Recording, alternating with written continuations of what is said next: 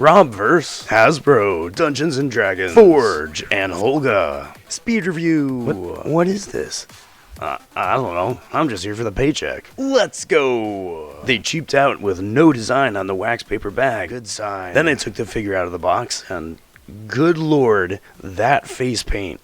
It's supposed to be Michelle Rodriguez, but man, that's bad. You can get a nice head swivel, but the hair in the back is rigid. You get no tilt up and itty bitty tilt down. The armor prevents any torso movement.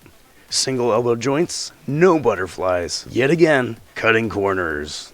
Speaking of those elbows though, they are loose, they are weak, and they cannot hold a pose, especially if you put a weapon in there. I got figures 20 years old with better friction. Now the belt and butt warmer is separate, but you gotta push it all the way down if you hope to get any sort of movement. Bad sidekick, even worse knees. And there is a peg in there, but again, nothing. No movement. It's a statue. Top-notch adult collectible. So how about reinserting me in the Matrix for Avatar 3? Accessories. She comes with a spear, I think. Or a pokey garbage stick. A knife that fits in a holster. And miniature battle axe that fits on a removable holster on her back. Which is the best part of the figure because it pegs into Marvel figures. Hey, phrasing. Alright, let's do the joke again. You have my sword, and my bow, and my axe. Now Forge here doesn't have to worry about hair in the way, so he gets a nice side to side, but little tilt up, little tilt down. He's got a purpley ascot that gets out of the way of a giant gem, which you know is going to be a plot device. No T-pose, and bad double elbows. Little torso swivel, he can kinda sidekick, but the robe gets in the way of kicking back. A sneaky second swivel right there, and your average ankle joint.